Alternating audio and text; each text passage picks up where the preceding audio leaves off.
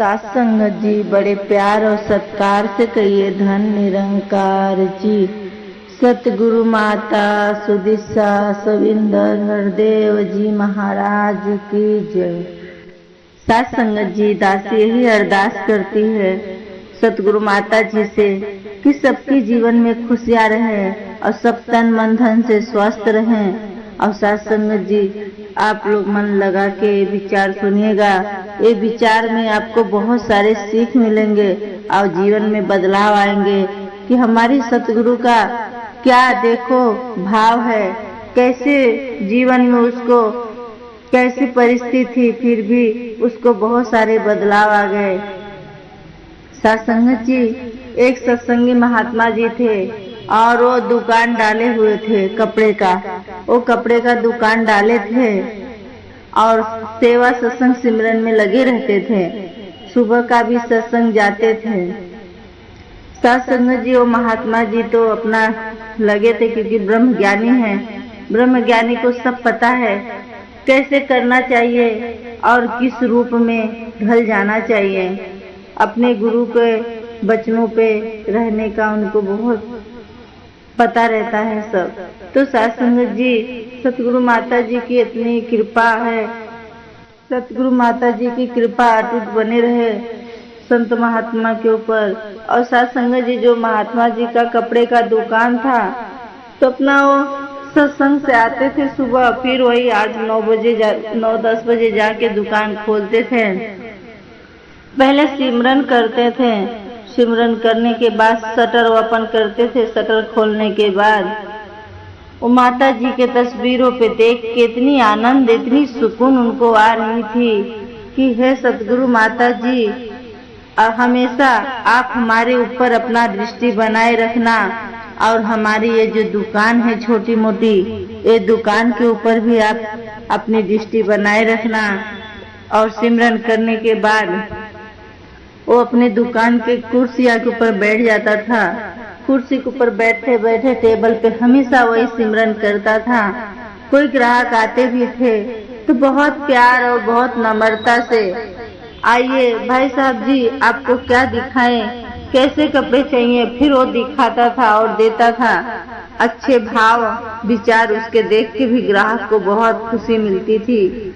भाई साहब जी, मैं उस दुकान पे गई तो लोग बहुत अहंकार अकड़ के बोलते थे और आप तो कुछ नहीं बोलते हो।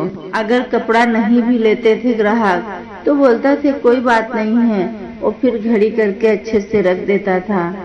फिर कोई आता था लेता था, इक्का दुक्का ऐसा उसका चल रहा था। फिर भी वही माता जी का शुक्राना करता था और बहुत सुकून आनंद से रहता था।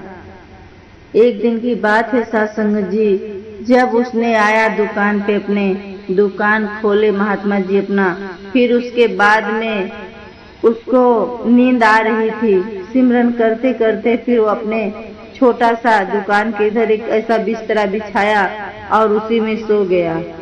उसी पे सो गया सत्संग जी। सोने के बाद कुछ ही समय बाद उसकी नींद तो एकदम गहरी लग गई थी और उसको सोने के बाद में बहुत सारे नींद आए थे। नींद में सो गया था, लेकिन उसके दुकान पे एक छोटा सा चिंगारी कैसे आके आग लग गए थे। आग लगने के बाद उसको तो कुछ पता नहीं, हो तो गहरी नींद में सोया हुआ है, पर उसको इतना तेजी में आग लग गया है उसके दुकान में कपड़े में। फिर बाबा जी, सतगुरु माता जी की इतनी कृपा अटूट है, वो ही जगा रही है उसको। उनके नींद में उनके सपना आके खुद उसको जगा रही हैं। आप उठो, देखो आपके दुकान में आग लग चुकी है और बहुत भयंकर आग लगी हुई है। फिर वो महात्मा जी ने उठे और देखे तो एकदम उनको तो बहुत ऐसा लगने लगा कि अब मैं भी नहीं बचूंगा। पर फिर भी ऐसा उनके घट में माता जी प्रकट होके समा के ऐसा उनको दिमाग लगाए कि छलांग मार के वो दूर में भागा और दूर पे जाके देख रहा है कि मेरी दुकान तो जल के राख हो रही है। और फिर आजू बाजू का बोलते थे, भाई साहब जी, आप तो देख रहे ध्यान से, आप इसे बुझाइए, पानी डालिए, बुझाइए। तो बोलते थे ये तो फिर से वापस बन जाएंगे, जल के राख हो गया है, लेकिन फिर हो जाएगा दूसरा दुकान, अगर मैं बचा हूँ तो मैं तो दूसरा भी दुकान डाल सकते।